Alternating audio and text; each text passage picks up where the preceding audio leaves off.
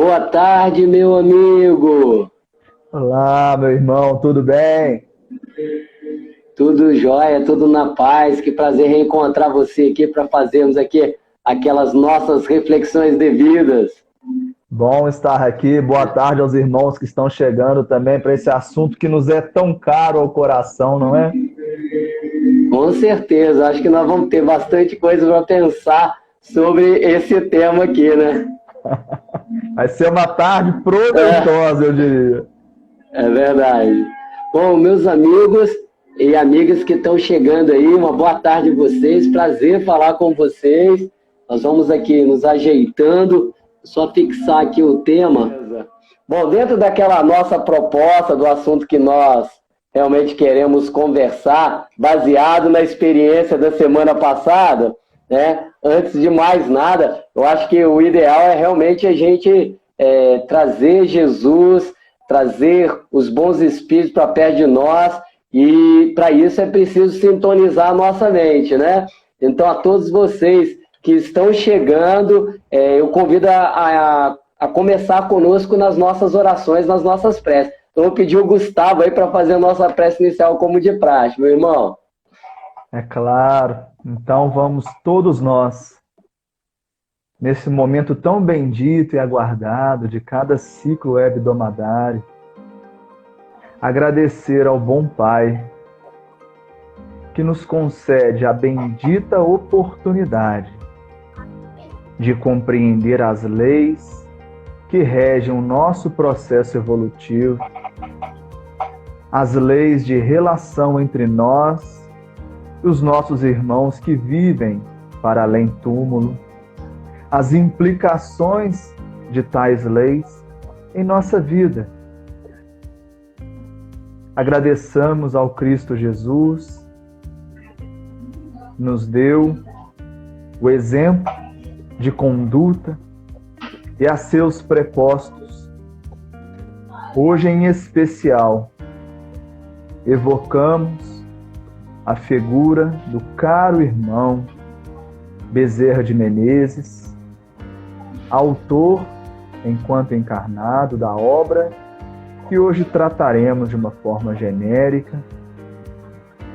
Tanto ele quanto os outros espíritos que se encontram no mundo espiritual com a missão de colaborar nas psicoterapêuticas diversas,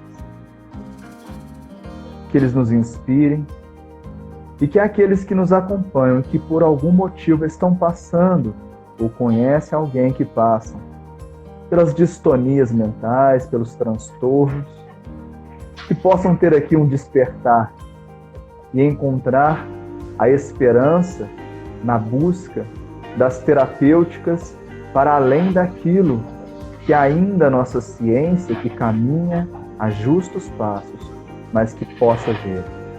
Abençoa, Senhor, nosso diálogo. Abençoa, Senhor, a nossa tarde.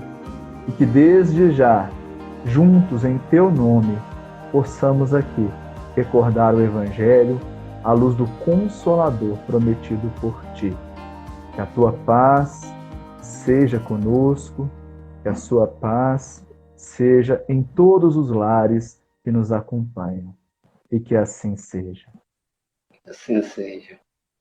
Então, muito bem aí, sintonizados no comando do Gustavo, dentro dessa linha de pensamento que realmente é a sintonia que vai mandar aqui na qualidade da nossa tarde. Então a gente evoca vocês, meus amigos, minhas amigas que estão aí, ó, de vários lugares do Brasil, ó, uma vez lá de Frutal, que possamos juntos realmente refletir. E aí, para a gente começar, né, esse assunto nasceu no desdobramento da conversa da semana passada, eu gostaria de perguntar a você que está nos acompanhando aí, você já teve a ponto de enlouquecer? Ou fala assim, não, teve períodos que eu enlouqueci. O que vocês colocassem aí no comentário pra gente? Até o Alan, seja bem-vindo. Que bom que você conseguiu, Alan aí de Lafayette, nosso irmão. Então, meus amigos, aí, diz pra gente aí, alguém aí já se sentiu nesse ponto, falou assim, eu acho que eu vou enlouquecer. Se alguém comentar, ou ninguém, aqui só tem gente boa, tudo gente equilibrada, né? Só nós somos de Só de Barbacena. Barbacena, é. Aí, a Amanda tem um pezinho na loucura também. Olha, a Elizabeth. Interessante. Então, nós vamos partir desse princípio aí. A Carla disse que não. Ó, outras pessoas disseram que sim. Todos nós, em algum momento, talvez por uma aprovação, por um teste, né? A Marli falou várias vezes, cada um vai encontrar num patamar diferente. E a questão é, o que realmente fez com que a gente vencesse aquele momento e não enlouquecesse totalmente? O que fez com que a gente, de alguma forma, ganhasse a sanidade? E o que seria a sanidade, né? Primeiramente, a gente definir o que seria a loucura e o que seria a sanidade para a gente. Então, dentro desse pensamento, será que você que nos acompanha, um familiar de vocês, pode surtar, pode realmente enlouquecer de um momento para outro? Quais seriam as causas que nos levariam ao enlouquecimento? Então, eu vou fazer aí, passar a palavra para o Gustavo, para depois a gente destrinchar esse assunto aí. Nelson, muito legal. Já queria comentar aqui, baseado nos comentários do pessoal. Eu acho interessante quando a gente trata de uma temática como a loucura, e nós que de uma maneira ou outra vivemos um processo em que a loucura gerou muita dor e sofrimento a tantas pessoas, e ainda gera, mas quando a gente traz isso até com um bom humor, é um choque, né? Um conflito de emoções, porque as pessoas ainda entendem isso como algo mórbido. Aí já vem um pouco do preconceito, do atavismo para com as doenças mentais, em que preferia se excluir da sociedade. E aí o Holocausto brasileiro, que aconteceu em Barbacena, nada mais, nada menos que um efeito dessa forma de enxergar as distonias mentais. Uma mente que não está em harmonia. Mas o que seria essa harmonia mental? Então são tantas questões interessantes. Tenho visto aqui algumas pessoas que conheço, que já passaram por problemas psíquicos, que fazem tratamentos. Então, quando a gente observa sob esse prisma, inclusive com um bom humor, nós estamos vencendo essa diversidade. Porque até hoje, as terapêuticas modernas ainda têm tido muitas dificuldades em extirpar as doenças mentais do planeta Terra. E sempre houveram loucos. Se a gente for pegar os livros de história, a sociologia, a antropologia, nós vamos observar que em todas as épocas da humanidade existiam pessoas que pensavam e agiam de uma maneira que não é comum. E até aí nós precisamos ter um cuidado. Como diagnosticar, como classificar, não é? Até que ponto uma loucura ela vai ter realmente um caráter fisiológico, ou até que ponto você vai investigar aquele corpo e aquele cérebro não vai apresentar nenhuma patologia. E aí o que seria isso? Seria loucura também? E aí você começa a ver novas ciências surgindo, né? A psicanálise, a psicologia e a psiquiatria, que tentam trabalhar com esse conceito de mente, mas que ainda tem um conceito muito materialista do que vem a ser a mente, do que vem a ser o ser pensante. Vem aquela sempre dicotomia. O cérebro, ele é instrumento do pensamento ou ele é um órgão que produz, que secreta o pensamento? Então, quando eu vou buscar a loucura, eu vou buscar no cérebro, mas quando eu não enxergo nada no cérebro, onde estaria a loucura? Olha como é vasto esse tema e olha quantas aplicações nós vamos ter, e me permitam colaborar agora introduzindo já com o tema A Loucura sob Novo Prisma. É uma obra escrita por Bezerra de Menezes. Sim, aquele benfeitor muito conhecido no movimento espírita, o conhecido médico dos pobres. Mas é uma característica interessante dessa obra. Ele escreve ainda encarnado. E eu acredito que a maioria sabe, ele era médico. E como médico, não encontrava resultados positivos na terapêutica da loucura. Inclusive, seu filho era portador de uma doença mental. E ele passa a utilizar recursos terapêuticos espíritas, que mais para frente vou deixar o Nelson comentar um pouco sobre isso, e começa a enxergar bons resultados. Então o que nós vamos falar aqui hoje é de ciência. Uma ciência experimental de um livro que traz a narrativa de um método científico que obteve resultados por um médico, que ele não conseguira com outras abordagens terapêuticas. Então eu queria só fazer esse breve introito para a gente entender a grandeza desse livro. Eu faço uma pergunta, por curiosidade. Quem aqui já ouviu falar nesse livro? E quem aqui já leu? Comenta para a gente, por favor. Eu devolvo para você, meu amigo. Por favor, dê continuidade. Bom, a gente realmente, a gente tenta tratar o tema com leveza, mas é um tema pesado, é um tema denso, né? Por quê? Principalmente quando a gente está próximo. Eu vou pedir licença a vocês de fazer algumas reflexões de cunho pessoal. O meu pai, ele trabalhou durante muitos anos na FEMIG, o antigo Hospital Colônia lá em Barbacena.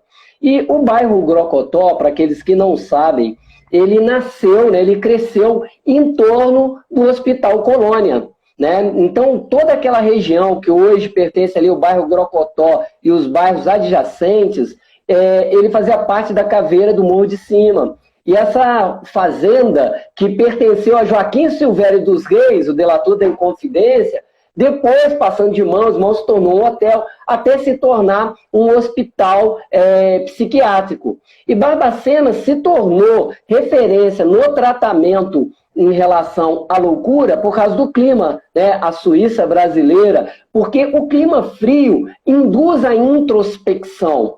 Então, dentro desse processo, as primeiras casas que surgiram no bairro Grocotó foram também edificadas por muitos pacientes da FEMIG, que construíam para os funcionários. Isso eu sei porque eu fiz um documentário, uma pesquisa sobre a história do bairro Grocotó. Entrevistei muitas pessoas e não tinha como não falar do Hospital Colônia nessa trajetória. Para vocês terem uma ideia, uma das pessoas que eu entrevistei para contar a história do bairro, ele falando sobre a construção da escola Oswaldo Fortini, que os pacientes da FEMIG iam lá cavar as bases para fazer a escola durante o dia. À noite a molecada ia lá tapar os buracos. Olha a maldade. Muitas pessoas... O Levi está perguntando em qual livro nós estamos falando sobre Loucura sobre o Novo Prisma, um livro que tem o pseudônimo aí do Max, que é do Dr. Bezerra de Menezes, enquanto estava encarnado. E aí, dentro dessa história, eu lidei muito próximo com o paciente psiquiátrico, porque a minha infância toda eu acompanhei o trabalho do meu pai, tinha eventos lá, a gente ia, e era muito comum os pacientes fugirem. E, às vezes, irem para as ruas, a gente via, eles iam nas nossas casas. Então, o meu contato com a loucura, vamos dizer assim, ele foi bem próximo. Bem próximo. Quando sou técnico formado em enfermagem, técnico de enfermagem, e fui fazer o meu estágio, eu fui fazer o meu estágio na psiquiatria e tive contato também com o Hospital Psiquiátrico em Barbacena. São experiências chocantes, são experiências que nos tocam a alma. Mas como a gente quer dar uma abordagem, não um aspecto histórico aí, mas no que leva, no que conduz, a gente diz... O que aconteceu para aquelas pessoas estivessem passando por isso? E, de alguma forma, nós que nascemos em Barbacena, que tem o estigma, né, da cidade dos loucos, por causa dos trens dos loucos, dos vários trens que chegaram de várias partes do Brasil, levando pessoas em condições das mais diferentes à cidade. Para aqueles que não sabem, o Gustavo aí recomendou, falou sobre o Holocausto, né, que aconteceu em Barbacena. Tem um livro da Daniela Herbex, né, Holocausto Brasileiro, tem um livro e tem um documentário, que conta um pouco dessa história. Então, o Brasil inteiro começou a fazer uma higienização das suas cidades, levando as pessoas, moradores de rua, alcoolistas, aquelas garotas que engravidavam e poderia ser uma vergonha para a família porque não era casada, eram encaminhadas para Barbacena e passavam ali situações realmente deprimentes, né? Ali, na década de 70, um documentarista comparou o Hospital Colônia aos campos de concentração nazista. Vocês têm noção do peso de uma fala dessa? Você imaginar que as pessoas chegavam lá, perdiam totalmente a personalidade, né? Assim, a identidade, eram tiradas suas roupas, banho coletivo, dormir de forma coletiva, aonde eles eram colocados para dormir no chão, com um capim, porque foi superlotação, um capim que era colocado para eles deitarem, aonde evacuavam, urinavam, e esse mesmo capim era colocado ao sol, para que ali fosse secar e na noite seguinte colocar de novo para eles dormirem. Você fica imaginando a trajetória, a tristeza e a dificuldade desses indivíduos.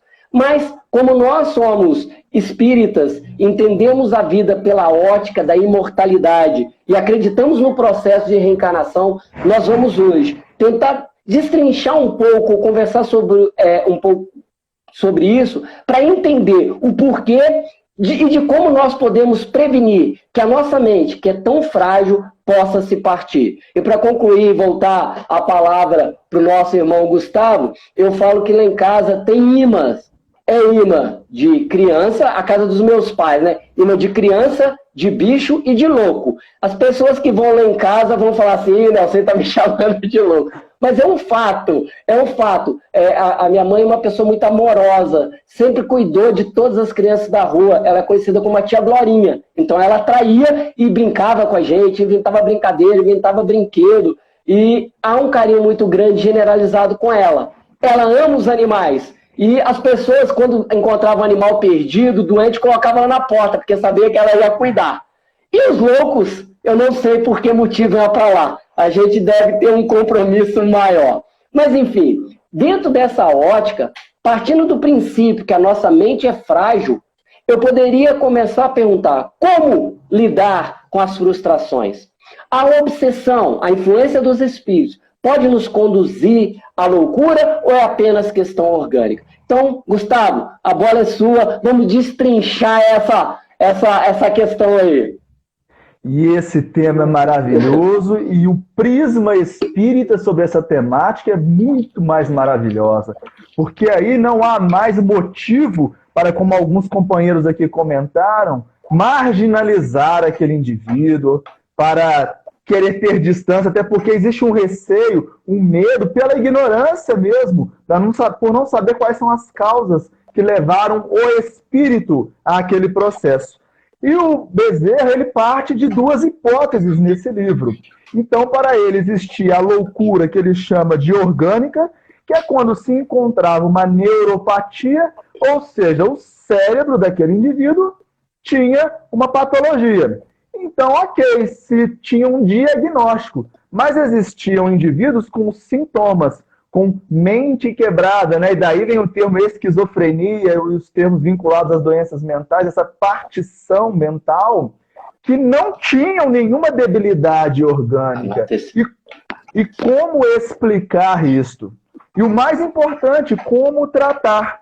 E então, vale lembrar que Bezerra de Menezes desencarna em 1900. Nós estamos falando aqui de uma obra do século XIX, de uma obra, infelizmente, ainda muito pouco consultada pelos colegas médicos de Bezerra de Menezes no campo da psiquiatria. Basta lembrar que o Holocausto brasileiro acontece depois disso. Já existia uma obra com essa característica.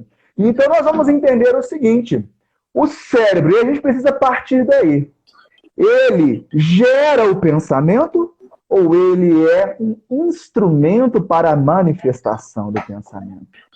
Para isso, Bezerra de Menezes traz pesquisas científicas que demonstram que indivíduos podem expressar seus sentidos e o seu pensamento para além do corpo. E, na verdade, aqui ele está seguindo o método de Allan Kardec, que no Livro dos Médiuns começa dizendo há espíritos, e parte dessa possibilidade. E então, a partir do momento em que o pensamento humano ele pode ser exteriorizado para além do cérebro, mostra-se que o pensamento daquele ser, ele não depende do cérebro para existir. E aqui nós já temos uma linha racional para observar que, muitas vezes, o que nós chamamos de loucura, que é uma desorganização do pensamento, na maioria das vezes, não necessariamente quer dizer uma desorganização do cérebro. E nós vamos ter que transcender ao cérebro para buscar as causas. E aí vamos à parte que realmente nos toca, que é o prisma espírita. Bezerra cria um método. Ele vai buscar entender a causa da loucura em pessoas que não têm nenhuma debilidade. Eu tenho certeza que aqui nessa sala conosco tem pessoas que já passaram por tratamentos psicológicos, psiquiátricos, fizeram diversos tratamentos, diversos diagnósticos e nunca encontraram nenhuma neuropatologia. E aí isso é hoje um grande dilema, inclusive para os profissionais de saúde mental, porque eles se sentem na condição tão somente de receitar remédios que diminuem a condição do indivíduo raciocinar, pensar e ter suas atividades laborais normais. E esse é um grande dilema hoje no campo da psiquiatria. Então, Bezerra vai fazer um diagnóstico. E olha que interessante o diagnóstico. E o Gustavo travou. Nós vamos aguardar ele voltar, ele sempre volta, né, orando aqui pela internet dele, mas continuando a linha de raciocínio, quando a gente tenta fazer esse paralelo entre o corpo e a mente, voltou o Gustavo. Olha lá, Gustavo. Então, pessoal, nós dizíamos que Bezerra de Menezes inicia e explica nesse livro um método. Qual era o método dele? Pacientes que não tinham nenhuma patologia orgânica, ele ia buscar a causa no espírito. E então, o que ele fazia? Ele evocava aquele paciente. Isso é muito interessante, porque muitos de nós espíritas ainda ficam surpresos ao falarmos de evocação dos vivos, ou manifestação dos espíritos vivos, ou dos encarnados. E Allan Kardec trabalha com isso no Livro dos Médiuns, e Allan Kardec tem 3 trabalhos publicados na Revista Espírita sobre evocação dos vivos, que é uma comprovação científica de que o pensamento independe do cérebro para se manifestar. Então, nós podemos expressar o nosso pensamento através dos médiuns. Portanto, é uma primeira ideia importante essa. Nós podemos nos manifestar através dos médiuns, nós encarnados. E Bezerra fazia isso com seus pacientes psiquiátricos, com os loucos que ele tentava tratar. Esse indivíduo se manifestava através dos médiuns, em reuniões mediúnicas. Bom deixar claro que o paciente se encontrava ou no hospital ou em sua casa em momento de sono, em desdobramento, ok? E a partir desse momento ele se manifestava através do médium, dizendo quem era, o nome e trazendo ali traços da sua personalidade. Mas qual foi a descoberta de Bezerra? Perceber que alguns indivíduos ali não tinham pensamento descontinuado, e sim tinham um raciocínio normal. Então a loucura não se encontrava no espírito, e sim no instrumento. É mais ou menos o que está acontecendo aqui com a minha internet, gente. Eu quero falar e às vezes ela dá pau. Mas eu estou aqui tentando falar. E olha como isso é importante, porque o louco, ele está compreendendo tudo espiritualmente que acontece ao redor dele. Ele percebe, apesar de a gente usar o termo de alienado, ele não está espiritualmente alienado. Ele percebe a chacota, ele percebe o preconceito, ele percebe o medo. Espiritualmente ele está percebendo isso tudo, mas não consegue expressar. É igualzinho quando minha tela fica preta, eu fico doido para falar e não consigo. Isso dá um desespero. Agora imagina passar uma encarnação inteira assim, gente. Como esses irmãos precisam de compaixão, de acolhimento, de carinho, de empatia. Então, só para a gente começar esse início de trabalho, para eu devolver aqui para o Nelsinho, a grata surpresa de Bezerra foi perceber que aquele paciente, na verdade, não era louco, mas ele tinha um problema na interface, que é o problema que às vezes eu tenho aqui com a minha internet, de passar a minha ideia, que é o cérebro. E outras vezes ele identificava que esse indivíduo sofria uma influência espiritual, que é a obsessão. E a partir daí eu devolvo para o Nelson para comentar um pouquinho sobre esses 2 processos. Como não somos psiquiatras, né, Nelson? Não vamos entrar aqui no meandro da loucura orgânica, mas a loucura espiritual cabe a nós espíritas trabalhar com esse conceito. Bom, eu vou aproveitar aqui, Gustavo, o Nelson Vicente está me auxiliando aqui, fazendo as anotações do que o pessoal está comentando. E a Carla colocou a respeito do preconceito, né? Que enquanto houver o preconceito, esses irmãos vão viver à margem da sociedade. Excelente comentário. Mas quem é a sociedade? não somos nós? Nós temos que começar a fazer essa mudança em nós, porque o planeta vai mudar à medida em que eu fizer a mudança em mim. Mudar o meu olhar, mudar o meu tratamento.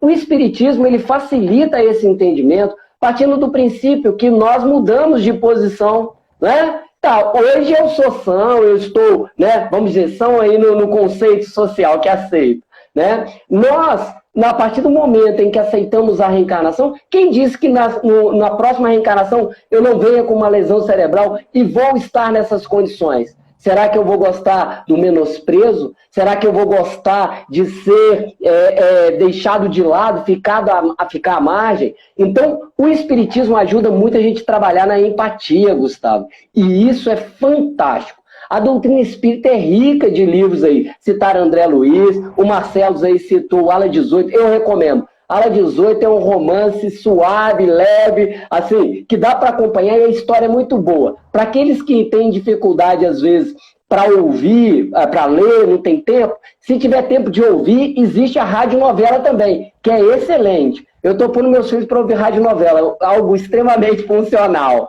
Então a gente tem condições de discutir. Uma boa tarde para quem está chegando aí, o Alex, a massoterapia deu bem. Boa tarde para vocês. Bom, dentro desses comentários aí que foram feitos, é importante a gente começar a trazer para a gente. Bom, o Gustavo tratou muito bem. Existe, sim, as doenças mentais. Coloca muito bem o Dr. Bezerra de Menezes que muitas vezes o cérebro é afetado. Uma obsessão contínua pode causar uma lesão no cérebro. E a pessoa apresentar uma demência, uma doença mental qualquer, para o cérebro que está ali fragmentado. A Amanda citou o livro, o Milagre da Cela 7, que é na Netflix. Você já assistiu, Gustavo? Já assistiu? Eu chorei muito, eu sou um chorão, pra quem não sabe. Chorei, apaixonei, escrevi um texto, pus no Facebook. Para quem não assistiu, eu recomendo. O poder da bondade, o poder do amor, entendeu? Fazendo a transformação. E não existe força maior do que o amor. Então, quando nós nos depararmos com indivíduos que estão ali apresentando alguma debilidade mental, muitas vezes é um processo de resgate ou um processo obsessivo instalado. Mas nós que estamos na condição, entre aspas, de são, temos um dever de não discriminar, de não marginalizar. E, à medida do possível, estender a mão para que as agruras não sejam piores. Porque não é porque o indivíduo tem um compromisso que eu vou piorar a situação dele. Eu vou contar uma experiência que eu tive no hospital psiquiátrico. Eu não vou falar nomes nem locais para não faltar com o respeito, mas eu estava num dia trabalhando no hospital psiquiátrico em atendimento e havia um senhor lá que ele era nervoso, ele tinha um Parkinson, algo que ele não falava bem e ele tinha muita dificuldade para comer. Então, quando ele pegava a colher, ele tremia tanto, ele se sujava tudo. E eu resolvi tratá-lo, colocar a comida na boca. E para o meu espanto, para a minha tristeza, os enfermeiros responsáveis de cuidar daqueles pacientes colocavam um apelido nele, provocavam, batiam na cabeça dele quando passava. Aquilo era assim, me doía o coração ver. Eu era muito novo, então assim, o que eu tentava fazer era ajudar, eu não podia lutar contra aquelas pessoas do sistema. Um dia chegando naquele local para o trabalho, o sujeito foi abrir a porta para mim e falou, não se espante. E na hora que ele entrou comigo, ele já pulou e saiu no braço com o paciente. Ele falou assim, aqui a gente tem que se impor pela força. E em alguns momentos, deles se ajuntarem para bater nos pacientes. Pacientes com problemas mentais, pacientes com problemas com álcool, pacientes com problemas com drogas. Aí você fica imaginando, lamentável, Rosimeire, lamentável. Mas se a gente passa com isso, a gente tem que aprender. Imagina esses indivíduos que estão piorando a situação daqueles. Aí eu pergunto para vocês, eles estão isentos de mais cedo ou mais tarde ter as suas mentes fragmentadas? Eu gosto do termo fragmentado, porque eu acho que a mente é frágil, ela precisa de uma camada de proteção. Algumas pessoas falaram que usaram a fé para proteger, né, no momento de crise. A fé é excelente, a fé no futuro, então. Mas quando você passa por essa situação, aumentando a dor e o sofrimento do outro, você está diminuindo a sua proteção.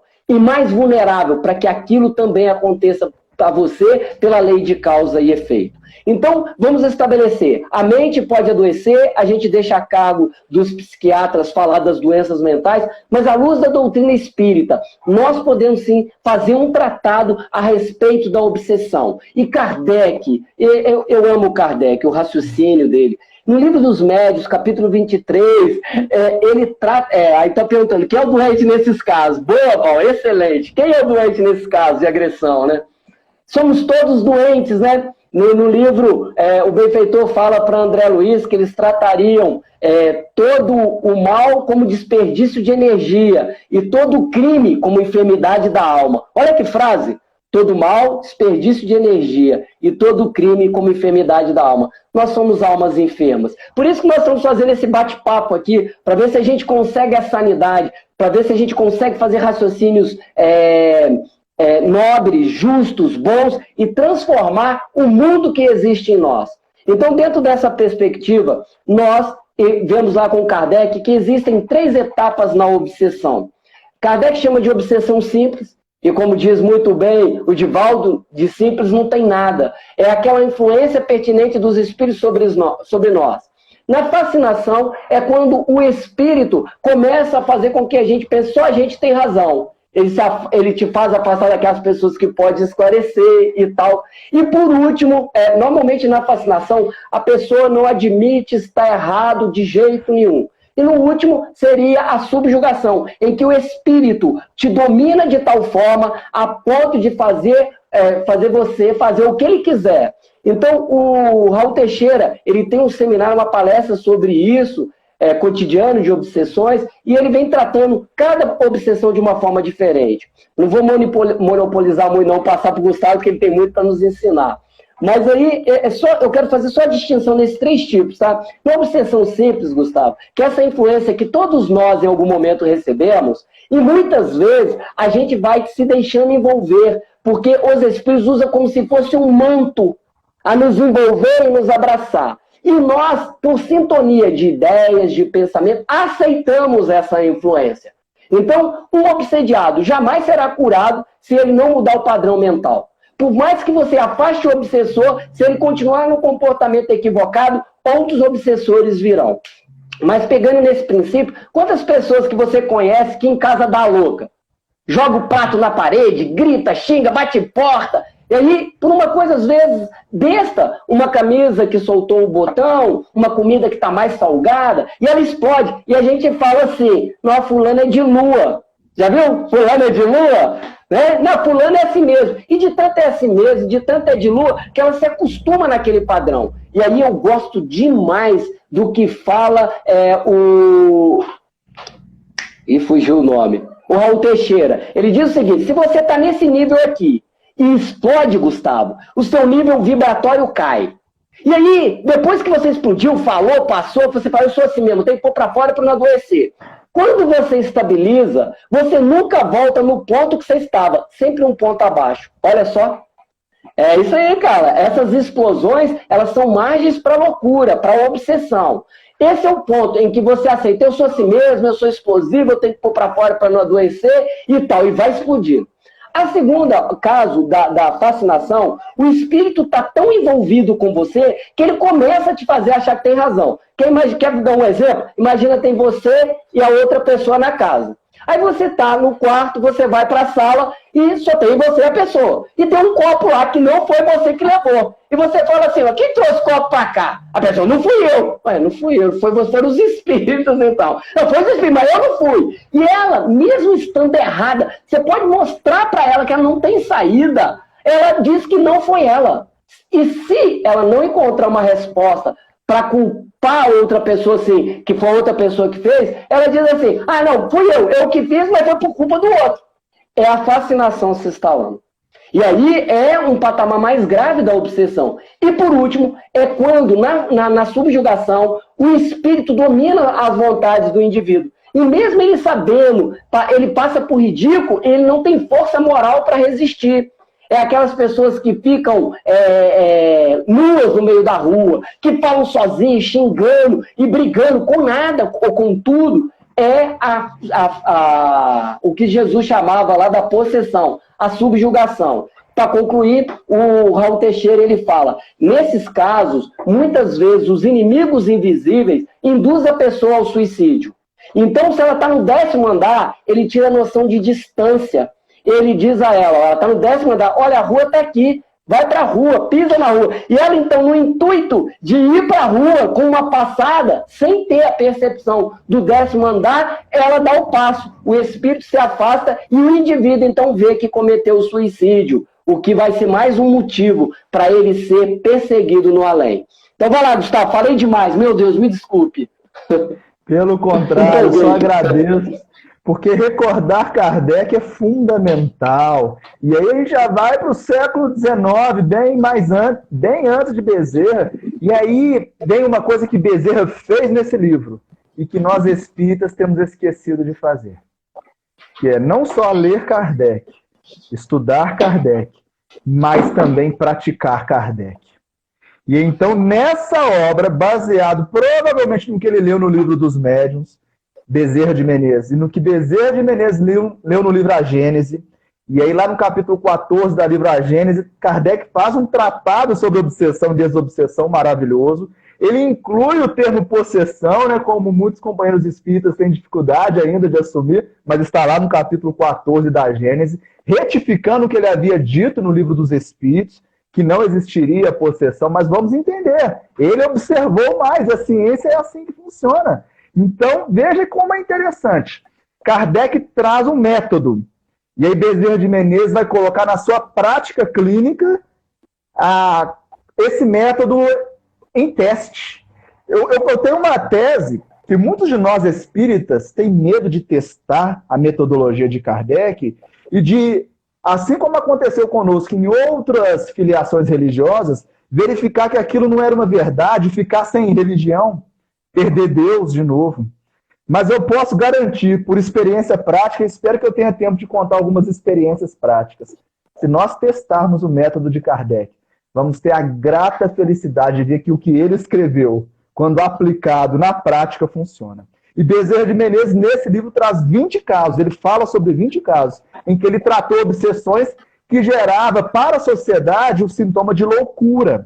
Então, aqueles pacientes eram tidos loucos, quando, na verdade, eles eram tão só obsediados, entre aspas, tão só, que nós sabemos o sofrimento de um indivíduo sob o processo, principalmente da fascinação e da subjugação. E aí, o que ele percebeu nas suas avaliações práticas? Quando ele dialogava com um paciente em desdobramento através do médium, e aquele paciente era moralizado, ou seja, o evangelho como terapêutica, aquele indivíduo melhorava. E ele vai dizer que quando o paciente não estava aberto à moralização, ele tinha uma dificuldade em extirpar aquele sintoma. Então nós vamos perceber que o processo de desobsessão depende muito menos do espírito, do obsessor, muito menos do dialogador, muito menos da reunião mediúnica e mais do obsediado. Essa é a primeira conclusão que chega a Bezerra de Menezes.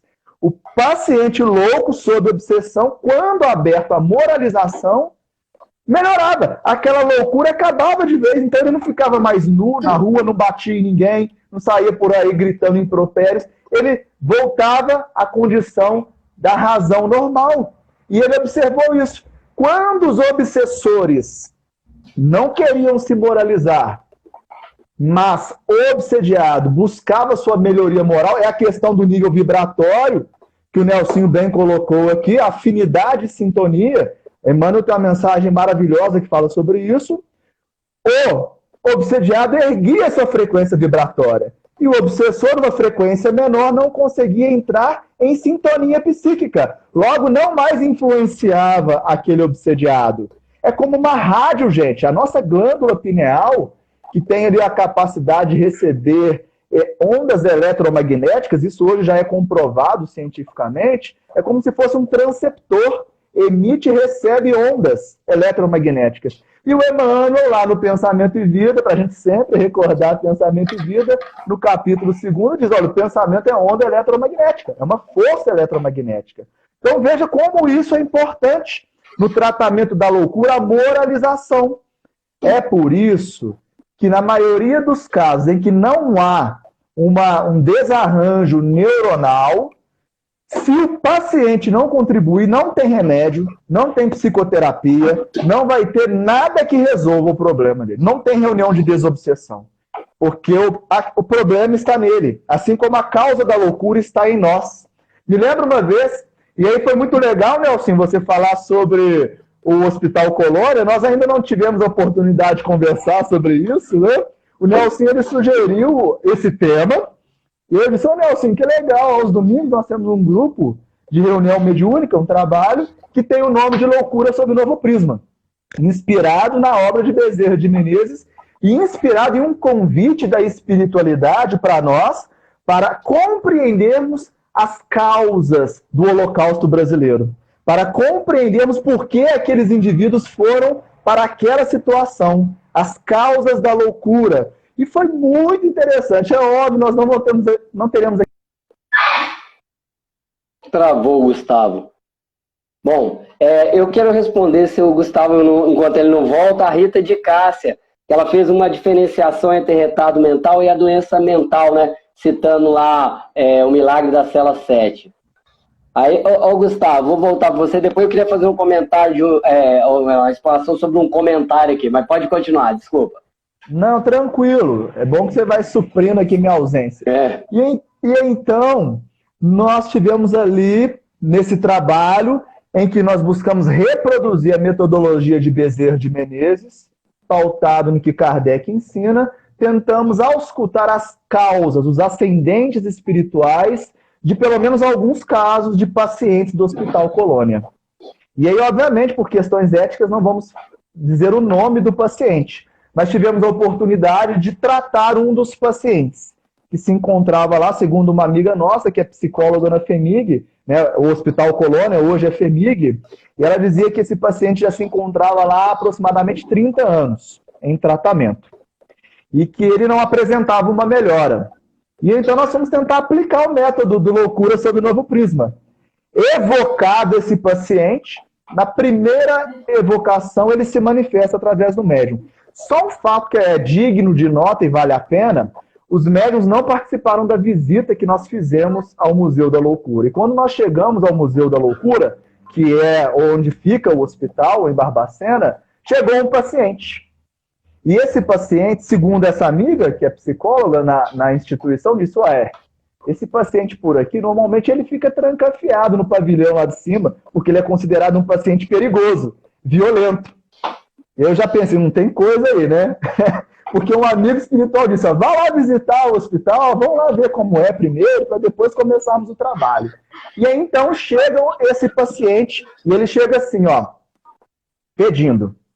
pedindo algo, pratinha, cheio de pratinha na mão, e então aquilo me marcou muito, né, o ato dele pedir.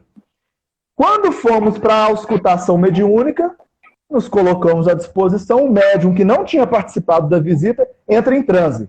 Quando ele entra em transe, ele fica assim, E aí, assim, esse espírito é maravilhoso, né, porque os fatos dizem por si só. Era aquele paciente se manifestando através de um outro corpo.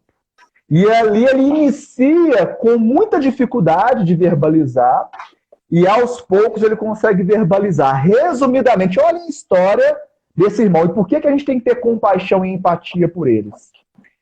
Ele traz uma encarnação na França, nos idos do século ali, 18, 1789. Os historiadores vão saber, estamos falando da Revolução Francesa. E ele foi um grande, digamos assim, colaborador da Revolução Francesa. Todos sabemos do lema, né? Maravilhoso, né? Liberdade, igualdade, fraternidade, mas nos esquecemos da última frase, ou morte. Então, a Revolução Francesa tinha esse lema, liberdade, igualdade, fraternidade ou morte. E esse espírito, ele degolou muitas pessoas na Revolução Francesa. E então ele desencarna. E eu sei que muitos já estão pensando, agora eu entendi por que ele reencarnou louco em Barbacena. Está explicado. E a gente ainda pensa num Deus que pune, né? A gente pensa assim, olho por olho e dente por dente. Calma, gente. Deixa eu acabar de contar meu caos. Aí, o que ele traz pra gente, quando ele desencarna, ele se arrepende do que ele fez na França. Olha que interessante. E pede uma oportunidade para fazer diferente. E lhe é dado por acréscimo de misericórdia a possibilidade de reencarnar com rigidez mental. Olha só, um indivíduo que assassinou centenas de pessoas na guilhotina. Reencarna como eu e você, Nelson. E como muitos que estão nos acompanhando. E isso é um sinal para a gente de alerta. Com certeza. Não é? Porque o fato de estarmos com sanidade muitas vezes quer dizer acréscimo de misericórdia divina. E não mérito nosso. E esse caso exemplifica muito isso. E aí ele teria uma prova para reparar. Porque é isso que está lá no Código Penal da vida futura, no céu e inferno. É o artigo 16º. Arrependimento, expiação ou reparação. O arrependimento diminui o travo da expiação. Mas a reparação pode evitar que tenhamos que expiar. Olha que maravilha! E ele vem para reparar. Mas ele reencarna com uma prova difícil. Ele reencarnaria no início do século XX na Alemanha. E ele teria que colaborar junto à minoria, que seriam os judeus. E ele reencarna com essa árdua prova. Mas, infelizmente, assim como a maioria de nós, esse irmão reincide no erro. E ele prefere alistar-se ao partido nazista, torna-se um fervoroso seguidor de Hitler, vai para as forças da SS, que era a tropa de elite do Hitler, e vai para Auschwitz. E aí, meus irmãos, qualquer comparação do Holocausto brasileiro com Auschwitz, com os campos de concentração, não é mera coincidência. E eu acho que é um tema que a gente pode falar com mais tempo no outro bate-papo, né? Gustavo, você falou aí, cara, a gente não tinha, para quem está nos acompanhando, nós não tínhamos conversado, só escolhemos o tema. Olha as coincidências, né, que não existem. O nosso grupo mediúnico da Sociedade Espírita Amor e Paz, CEPAZ, né, um dos grupos que eu iniciei lá em Barbacena, em 2005, mais ou menos, nós fizemos um estudo do livro Loucura sob o Novo Prisma e por muito tempo trabalhamos com espíritos vinculados ao transtornos psiquiátricos que manifestavam nas reuniões. E não foi um nem dois, foram vários espíritos que foi identificado o vínculo deles com o Hospital Colônia e o vínculo com a Segunda Guerra Mundial.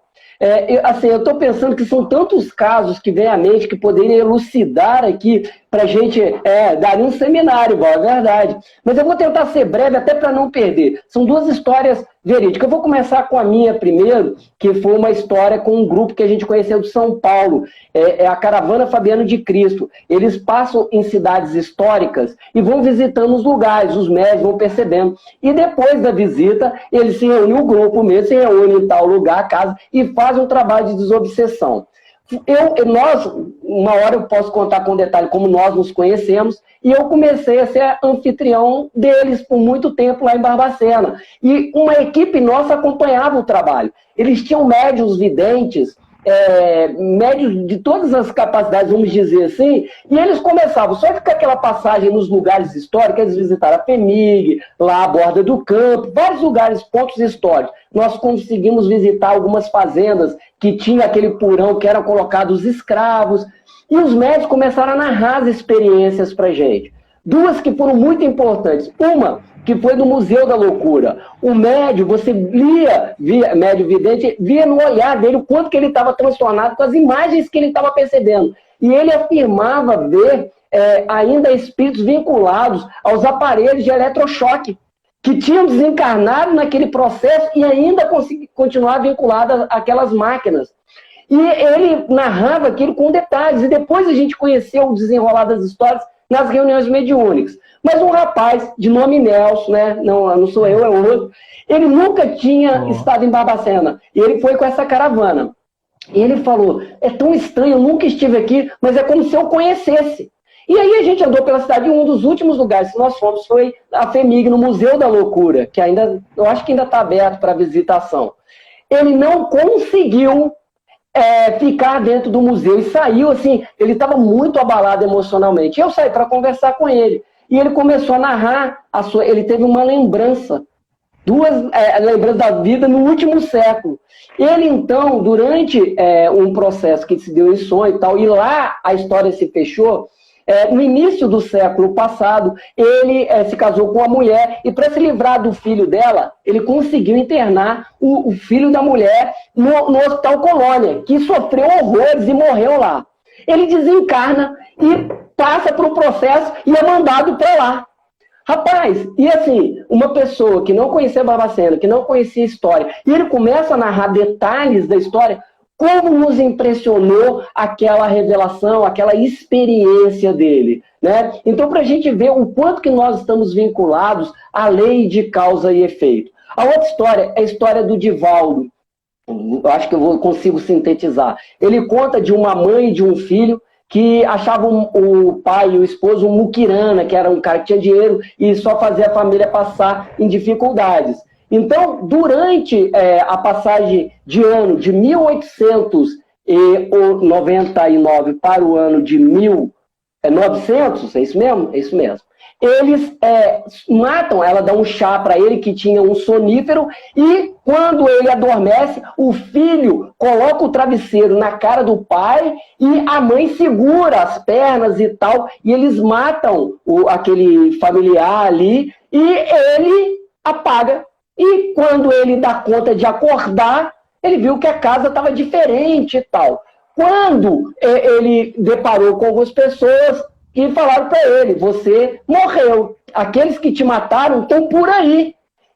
Tinham se passado 69 anos. Eu nunca tinha ouvido um caso desse, em que o espírito fica naquele processo de dorme, acorda, 69 anos. Normalmente os espíritos dizem que é um período de turbulência durante a desencarnação. Esse foi o primeiro relato que eu vi tão longo. E esse espírito, então, sai quando ele se vê vinculado magneticamente a uma moça. E isso aconteceu lá na Bahia, né? A uma moça. E ele não entende por quê, como uma imã na limária, né? E é atraído, e ele vai atrás dela como que puxado realmente. Quando ela adormece e sai do corpo, ele identifica, era a esposa dela. Era a esposa dele. E ele então começa um processo de vingança. E ele a enlouquece. E ela é levada para o manicômio, onde ela sofre processos ali de violência sexual, aonde ela engravida e nasce uma criança. Essa criança foi colocada para adoção e imagina onde ela foi parar, na Mansão do Caminho. Aos 16 anos, esse rapaz começa a ter uma mudança de comportamento. E um dos filhos do Divaldo, que era psiquiatra, falou, olha pai, ele está estranho. O Divaldo tinha uma viagem para Roma. E quando o Divaldo vai dar o passe no garoto, antes de viajar, uma feição se sobrepõe a do garoto e fala que o Divaldo não tinha nada com aquela história. O Divaldo viajou preocupado. Uma semana depois, o garoto foi internado no hospital psiquiátrico. Só para vocês terem uma ideia. Aí o Divaldo conta toda a terapia da desobsessão depois e tal. É um caso maravilhoso. Mas como nós estamos vinculados nessa ação de causa e efeito? E aí eu te pergunto, meu irmão, já que fazendo as minhas conclusões, passando para você fazer as suas conclusões e a nossa prece, porque vai cair o nosso horário, eu gostaria de convidar você que nos acompanha, que nos ouve. É um tema denso, é um tema sério. O que você está fazendo para manter a sanidade? Como você tem se relacionado? Como você tem enfrentado os problemas? É muito importante a gente proteger a nossa mente com bons pensamentos, boas ideias, boas conversas, porque o mal é como uma fogueira. Todas as vezes que a gente fala nele, toda vez que a gente dá vazão a ele, a gente está jogando um graveto ali que alimenta esse fogo. É preciso apagar o mal com o bem. Então fica as nossas reflexões. Eu agradeço a sua presença aqui, de coração. Peço que Jesus envolva cada um de vocês que está nos ouvindo. Se você achou bacana o nosso trabalho, nós pretendemos continuar. Sábado que vem teremos mais. Aí o Gustavo vai propor um novo tema. Eu peço para que você compartilhe. Depois eu vou pôr na minha página no Facebook, vou pôr lá Nelson Xavier Educador no YouTube. Compartilhe para que mais pessoas possam ver essas reflexões. No mais, muita paz, muita luz e que Jesus envolva vocês. Gustavo, suas conclusões finais e a nossa prece, meu irmão. Obrigado, meu irmão. Olha, de fato, só nos resta aqui agradecer a todos, a companhia, e que esse caso, né, que nós citamos, estes casos, sirvam de exemplos práticos para nós percebermos que a loucura, as distonias mentais são efeitos do espírito em desarmonia com a lei divina. E que nós possamos repensar, no caso daquele paciente de Barbacena, que nós podemos estar naquela chance em que reencarnamos com saúde mental, com saúde física, para reparar. Vamos fazer escolhas melhores para que não nos seja necessário uma próxima reencarnação expiatória. Pensem nisso. Vamos aproveitar essa oportunidade com trabalho no bem, porque a partir do trabalho no bem, recordamos aqui agora a primeira epístola de Pedro, o amor cobre a multidão de pecados. Não importa o que fizemos, se fomos nazistas, se fomos judeus, se matamos, se morremos, porque todos nós provavelmente fizemos isso num pretérito mais ou menos longo. O importante é daqui para frente. O importante é que o amor cobre a multidão do passado do pretérito culposo. E é a partir daí que nós temos que entender que a minha sanidade advém da minha harmonia com a lei divina. Que eu só conseguirei, de fato, obstar essas diversas psicopatologias, e podemos citar a depressão, a ansiedade, os distúrbios do sono, quando eu estiver em harmonia. E a regeneração é o que vai nos trazer isso. Pensem nisso. Podemos ter sido nazistas no passado. Podemos ter guilhotinado muitas pessoas na Revolução Francesa. Mas Deus é bom. Deus é misericordioso. E de uma forma ou de outra, se estamos aqui hoje, é porque temos um mínimo de sanidade para trabalhar no bem. Não desperdiçamos. Não vamos desperdiçar essa oportunidade.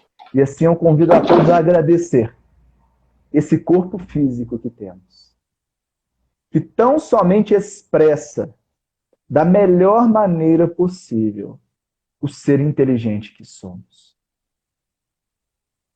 Jesus, mestre amigo, que esse momento de despertar para muitos de nós torne-nos mais permeáveis às ideações amigas, que obsta às ideações de nossos irmãos que não nos querem bem. Auxilia-nos a utilizar nosso tempo em favor dos que sofrem. Nós que tanto já fizemos sofrer, que possamos agora reparar com o bem. Que a doutrina espírita, que é um cântico de amor, mas também uma metodologia prática do Evangelho, seja o nosso norte. E que nós possamos curar a nós mesmos e colaborar na cura do próximo. Nesse processo pandêmico em que jaz os processos depressivos, que levam tantos às ideações e ao cometimento do suicídio. Vê-se que o paradigma atual das terapias mentais ainda estão por melhorar.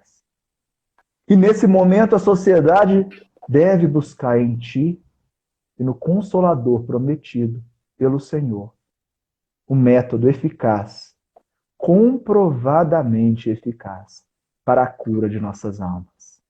Que tua paz seja conosco. Paz e bem a todos os irmãos e até o nosso próximo encontro. Assim seja, meu amigo. Uma gratidão poder estar aqui com vocês. Sempre uma alegria tremenda. Realmente muito bom. Muito obrigado. Paz e luz aí. Bom.